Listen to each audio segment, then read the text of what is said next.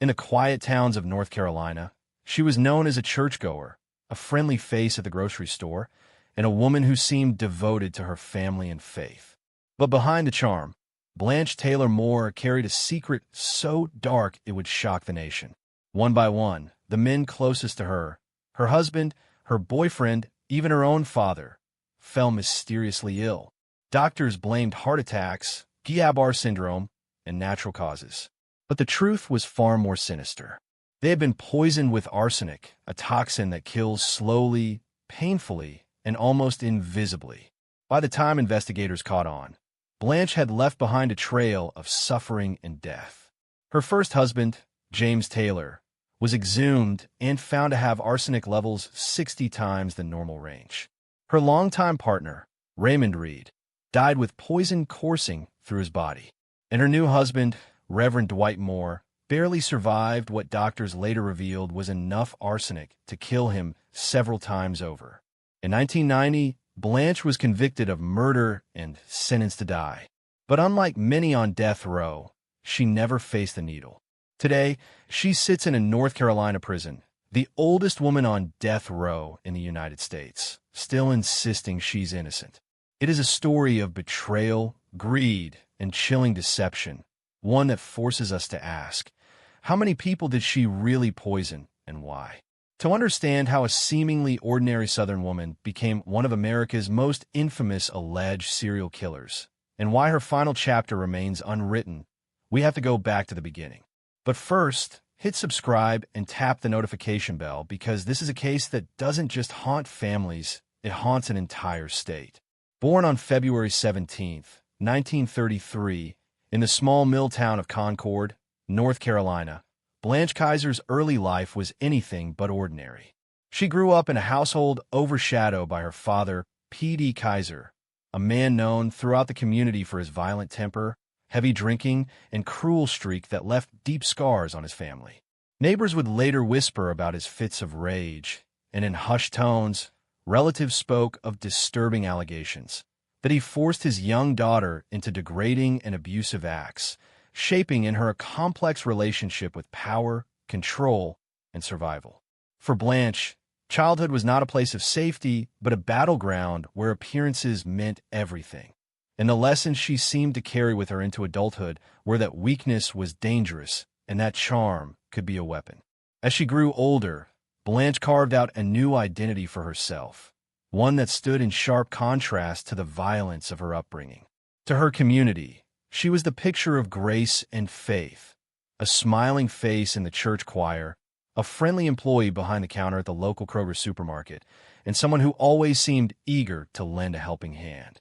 But beneath the polite greetings and kind gestures, coworkers and acquaintances would later describe her as manipulative, a woman who could turn on the charm when she wanted something and turn cold when she didn't get it. She had a way of convincing people she was trustworthy, even when doubt lingered in the back of their minds. Her personal life was equally complicated. Blanche married James Ann Taylor, her first husband, in 1952, and together they built what looked like a stable family life, raising 2 children while Blanche maintained her role as a dedicated wife and mother. Yet, even within that marriage, cracks appeared. Arguments, financial stress, and Blanche's reputation for flirtations that seemed to go beyond harmless attention. Tragedy followed her closely. Her father died in 1966 under suspicious circumstances, her mother-in-law not long after, and in 1973, James Taylor himself suddenly collapsed and died, doctors attributing his passing to a heart attack. For most families, such repeated loss would have been unbearable misfortune, but for Blanche, it marked the beginning of a pattern that would stretch across decades. To those who knew her casually, Blanche Taylor Moore was a woman of faith and resilience, someone who had survived hardship and carried herself with dignity. But to those who would later look back with suspicion, her life was lined with red flags, relationships that ended in illness, marriages touched by tragedy, and a personality that seemed capable of both warmth and calculated coldness. What no one yet realized was that behind her soft smile and southern charm lay one of the deadliest arsenals imaginable. A small container of arsenic, a poison as old as time, and a willingness to use it against the very people who trusted her most. First suspected murder. In 1952, a young Blanche Kaiser seemed to finally step into the life she had always wanted when she married James Napoleon Taylor, a quiet, hard-working man who offered her the stability and respectability she craved after a turbulent childhood. To neighbors and fellow church members, they looked like the perfect Southern couple, raising 2 children together and building a home life rooted in tradition. James was steady, reliable, and devoted, while Blanche was active in the church choir and well-liked at her job at the Kroger supermarket. But behind closed doors, the marriage was far from idyllic. James often clashed with Blanche over money, her spending habits, and her tendency to flirt openly with other men. Friends of the family would later recall that Blanche was charming in public but demanding in private, and the tension between husband and wife was something few could ignore. Then, in 1973, tragedy struck. At only 45 years old, James Taylor collapsed suddenly and died. Doctors pointed to a heart attack, a common enough cause of death at the time, and Blanche played the part of the grieving widow flawlessly, soft-spoken, somber, leaning on her faith as she accepted condolences from the community. To everyone watching, it seemed like a tragic but natural end for a man in middle age, and life went on. Blanche collected his life insurance, managed her household, and carried herself with the same blend of charm and resilience that had always defined her public image. But years later, after suspicions began to mount around Blanche's romantic partners and family members falling mysteriously ill, investigators reopened the case. James Taylor's body was exhumed, and what forensic experts discovered stunned even seasoned professionals. Tests revealed that James had arsenic levels nearly 60 times higher than normal, an amount so massive it left little doubt that he had been poisoned. Suddenly, what had once been accepted as a natural death looked like cold-blooded murder. Why would Blanche kill her husband? Motive theories swirled. Perhaps she wanted financial freedom, as James's life insurance offered her a payout and control over their assets. Others believed she was simply tired of the marriage, weighed down by arguments, and a husband who no longer suited her ambitions. And darker still, some speculated that Blanche's need for control and her willingness to eliminate anyone who stood in her way was a lesson learned long ago in her violent childhood home. Whatever the reason, James Taylor's death was no longer seen as a tragic accident of fate, but as the opening chapter in a far more sinister story. The first in a string of poisonings that would ultimately earn Blanche Taylor more the chilling title of Black Widow. As investigators began to look deeper into Blanche Taylor Moore's past, the case against her grew darker and more complicated because James Taylor was not the only person in her life who had died under suspicious circumstances. Years earlier, in 1966, Blanche's own father, P.D. Kaiser, had passed away, his death attributed at the time to a heart attack brought on by years of heavy drinking and poor health. For decades, the family accepted this explanation, but when his body was eventually exhumed during the investigation into Blanche, toxicologists discovered elevated levels of arsenic in his system. Traces that suggested his death may not have been the natural tragedy everyone once believed.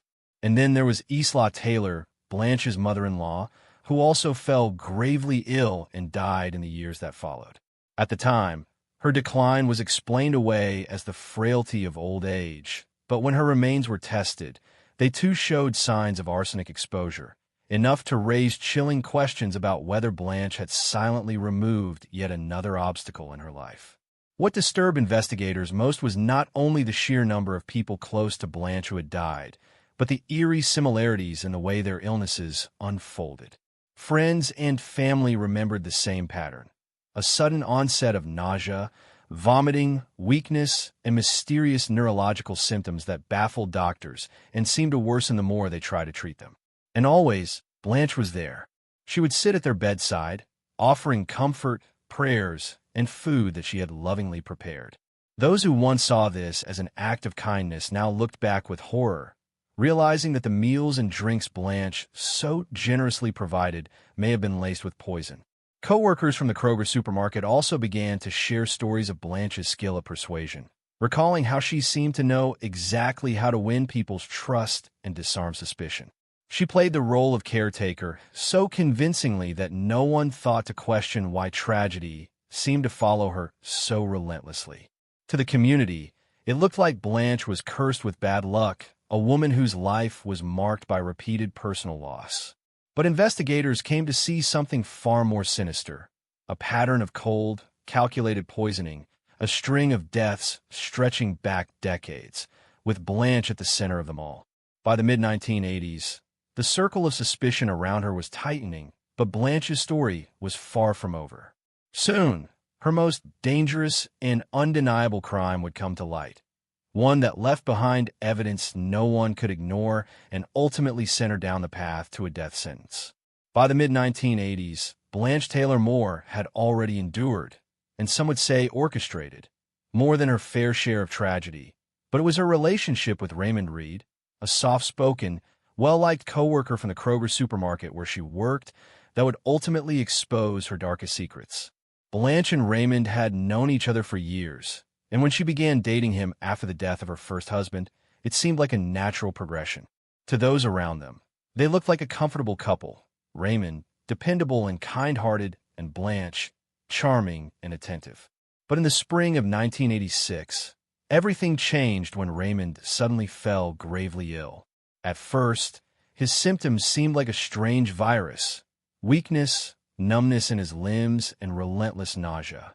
His health deteriorated rapidly, and doctors puzzled over the cause, eventually settling on Guillain-Barré syndrome, a rare neurological disorder that can leave patients paralyzed. Despite hospitalizations, treatments, and endless visits from Blanche, who was often seen at his bedside, Raymond's condition only worsened.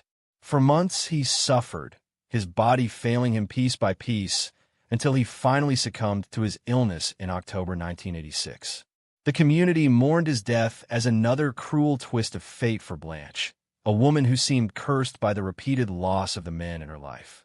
To friends, she was once again the grieving partner, her presence at the hospital painted as evidence of devotion.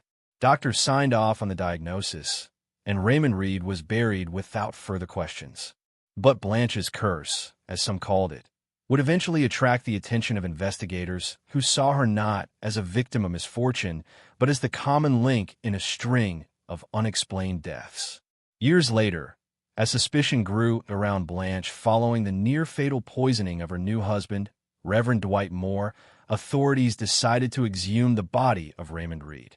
What they found was nothing short of shocking. Toxicology tests revealed that Reid's system contained arsenic levels 30 times higher than normal, a concentration so staggering that it left no doubt he had been deliberately poisoned over time. This revelation was the smoking gun investigators have been searching for, the undeniable evidence that Blanche Taylor Moore was no longer simply surrounded by suspicious deaths. She was actively causing them. It was Reid's case, more than any other, that prosecutors built their argument upon. His long, agonizing decline, Blanche's constant presence by his side, and the undeniable forensic proof of arsenic poisoning combined into a narrative of premeditated murder that even Blanche's lawyers struggled to refute. And when the jury heard how many others in her circle had also died mysteriously, they began to see Raymond Reid not as an isolated victim, but as part of a chilling pattern. In the end, it was his murder that secured Blanche's conviction, transforming her from a grieving widow in the eyes of her community into one of the most infamous killers in North Carolina's history, and ultimately setting her on the path to death row. By the late 1980s, after the deaths of her first husband James Taylor and her longtime partner Raymond Reid, Blanche Taylor Moore once again seemed to find herself drawn to a man of status and stability, this time in the form of Reverend Dwight Moore, a respected minister in their North Carolina community. Blanche and Dwight's courtship was marked by Sunday church services, quiet dinners, and the impression that this woman, who had endured so much loss, might finally have found peace in the arms of a man whose life was dedicated to faith and compassion. To friends and parishioners, the union made sense. Blanche was charming, sociable, and active in church life, while Dwight embodied kindness and spiritual leadership. When the two married, Many in their circle celebrated what they believed was a second chance at happiness for them both. But the joy of their marriage would soon unravel into a nightmare that shocked everyone who knew them. Not long after their wedding, Reverend Moore began to suffer from sudden and excruciating health problems. What started as waves of nausea and weakness escalated quickly into violent bouts of vomiting, diarrhea, and debilitating pain that left him bedridden for weeks. His condition deteriorated rapidly, with doctors noting signs of liver and kidney failure, neurological damage, and severe weight loss. It seemed as though his body was shutting down piece by piece, and despite every effort, no treatment brought him lasting relief. Friends and family prayed for the beloved pastor, fearing that they were watching him slip away just as so many of Blanche's companions had before him. Yet this time, something was different. The persistence and severity of his symptoms puzzled the medical team, and one doctor, recalling cases of heavy metal poisoning, decided to run a series of toxicology tests that went beyond standard diagnostics. The results were staggering. Reverend Dwight Moore's body contained arsenic levels so high that, according to medical experts, he had ingested enough poison to kill him several times over. His survival was nothing short of miraculous, a rare case where the body, through sheer resilience and intensive care, managed to cling to life in spite of the sustained assault of one of the deadliest substances known to man. This revelation set off a chain reaction that would expose Blanche in ways no one had ever imagined. If Dwight Moore's suffering was caused by arsenic, then how many others in Blanche's life had truly died of natural causes? Investigators, now with solid evidence of deliberate poisoning, launched a sweeping inquiry into Blanche's past.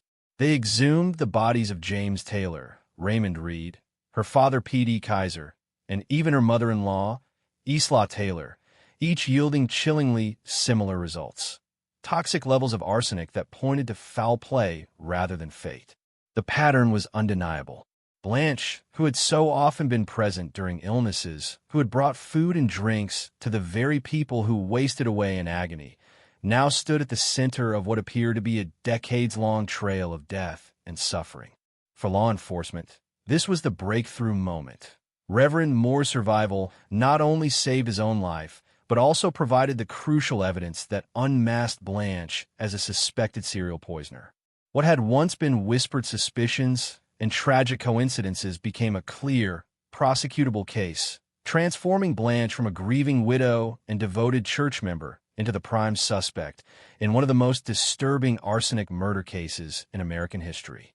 In July of 1989, the facade that Blanche Taylor Moore had so carefully maintained for decades finally began to collapse when police arrested her on charges of first-degree murder. And though investigators suspected her of orchestrating a long line of mysterious deaths stretching back to the 1960s, the court ultimately chose to focus its case on the most clear-cut and provable killing: the arsenic poisoning of Raymond Reid, her former Kroger coworker and longtime companion, whose exhumed body revealed arsenic levels 30 times above normal. From the very beginning, the prosecution built a narrative that Blanche was not the unlucky widow or grieving partner that so many had believed her to be, but rather a cold, calculating poisoner who had repeatedly used arsenic-based rat poison and ant killer to slowly, methodically destroy the lives of those closest to her for motives that range from financial gain to the simple thrill of control. In court, they laid out in painstaking detail how her first husband James Taylor, her father P.D. Kaiser, her mother-in-law Isla Taylor, and Raymond Reid had all shown signs of arsenic poisoning upon exhumation, how Blanche was consistently present during each mysterious illness, and how she often took on the role of caretaker, delivering food and drinks that in hindsight may have carried death in every bite or sip. The defense, however, painted a very different picture: one of an aging, church-going woman wrongly accused, a grandmotherly figure who was the victim of circumstantial evidence and overzealous investigators desperate for answers in a sensational case. Blanche's attorneys argued that no one had ever seen her administer arsenic, that many of the medical symptoms could be explained by natural disease, and that it was unthinkable that a woman of her gentle demeanor, now in her mid-50s, could be capable of such a monstrous pattern of murder. They leaned heavily on her image, polite, dignified, and outwardly pious, in an attempt to sow doubt in the minds of jurors who might struggle to reconcile the notion of a smiling choir singer with the portrait of a Black Widow killer. But the evidence proved too strong to ignore. The prosecution's experts testified about the science of arsenic, about the sheer impossibility of the levels found in Reid's body being accidental, and about how Blanche had not only the opportunity, but also the knowledge and means to administer the poison undetected.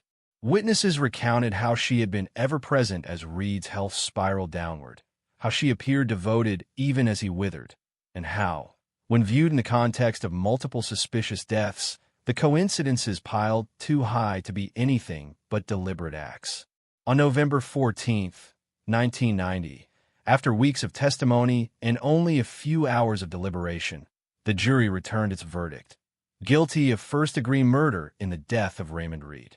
When the sentence was handed down on January 18, 1991, the courtroom fell silent as Blanche Taylor Moore, a woman who had once sung in church choirs and played the part of a dutiful wife, was condemned to die by lethal injection, making her one of the few women on North Carolina's death row and one of the most infamous female killers in American history. Following her conviction and death sentence, Blanche Taylor Moore was transferred to the North Carolina Correctional Institution for Women in Raleigh, the state's only prison for female offenders and the facility that houses the women on death row, and it was here, behind razor wire and concrete walls, that she would spend the decades that followed her sensational trial. Unlike many death row inmates whose lives end within a few years, Blanche's case became one defined not by a countdown to the execution chamber, but by the slow passage of time, as legal appeals, procedural delays, and finally a statewide moratorium on executions kept her fate suspended in limbo. Now in her late 80s, Blanche is officially the oldest woman on death row in the United States, a title that underscores the extraordinary length of her incarceration as much as it highlights the uniqueness of her case in the history of American capital punishment. Life on death row has not been easy. Over the years, Blanche has suffered a number of serious health problems, including bouts with cancer, the effects of aging, and the physical toll of decades in confinement. Fellow inmates and prison staff have described her as reserved, maintaining a quiet dignity in her daily routines, often reading, attending religious services when possible, and continuing to insist, even after all these years, that she is innocent of the crimes for which she was convicted. In interviews and court filings, Blanche has claimed that she was framed, that the arsenic findings were misinterpreted, and that she has been unjustly painted as a Black Widow by prosecutors eager to secure a high-profile conviction. Yet despite her insistence, the evidence remains unchanged, and her conviction stands firm. What has changed, however, is the legal and political landscape in North Carolina. Since 2006, the state has observed an unofficial moratorium on executions, the result of ongoing legal challenges to the fairness of the death penalty and the protocols surrounding lethal injection.